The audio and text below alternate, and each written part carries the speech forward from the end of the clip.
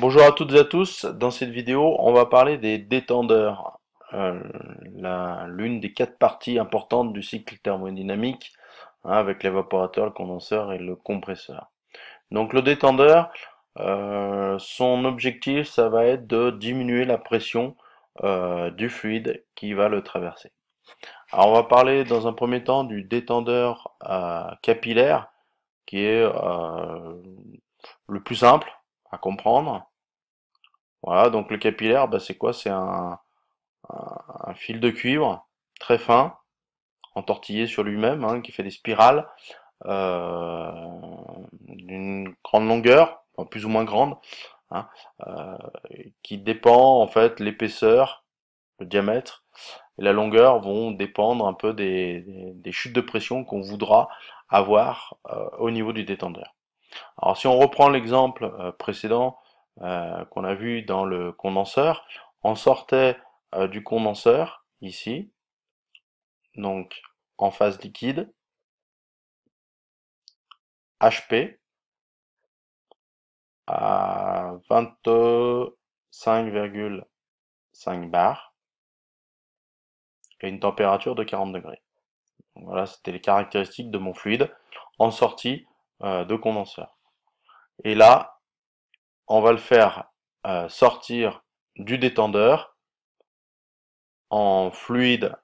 Donc la composition, on va le voir, ça va être un mélange liquide-vapeur.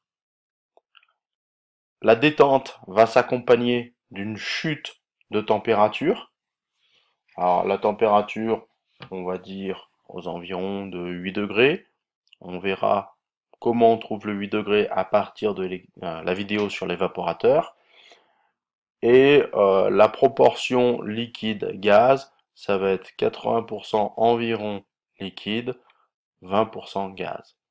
On va voir pourquoi.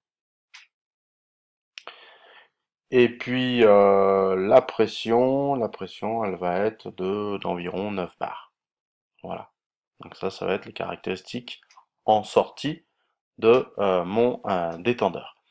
Alors, il faut savoir que dans un détendeur, l'énergie, je parle bien de l'énergie du fluide entrante, est identique à l'énergie du fluide sortante. Alors comment ça se fait que mon fluide, son énergie est constante alors que sa température passe de 40 degrés à 8 degrés? Elle devrait être plus faible puisque l'énergie d'un fluide dépend de sa température. Hein, 40 degrés à 8 degrés. Et bien en fait, il va y avoir un transfert d'énergie. Un transfert d'énergie, c'est-à-dire la perte de chaleur sensible. Donc là, c'est la chaleur sensible qu'on perd. Hein, la perte de chaleur sensible va se transférer, chaleur sensible, en chaleur latente, c'est-à-dire en vaporisation. Hein, c'est la raison pour laquelle on va retrouver en sortie de détendeur une partie du fluide sous forme vapeur. Ces 20% de vaporisation correspondent à la perte de chaleur sensible. C'est la raison pour laquelle l'énergie reste constante.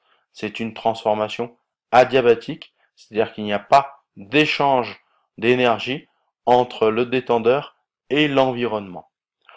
Alors la chute de pression, ben, on la comprend, hein. Le fluide, le débit passe à travers une section très très faible de grande longueur, donc les pertes de charge sont très importantes. C'est la raison pour laquelle je vais avoir une chute de pression importante qui s'accompagne d'une chute de température. Et comme il y a une chute de température, eh ben, il va y avoir une vaporisation de mon fluide en sortie de mon détendeur. Voilà en ce qui concerne le détendeur capillaire. On parlera dans d'autres vidéos des autres détendeurs, les détendeurs thermostatiques ou détendeurs électroniques. Voilà en ce qui concerne les détendeurs. Si vous avez des questions par rapport à cette vidéo, n'hésitez pas. Sinon, bonne journée.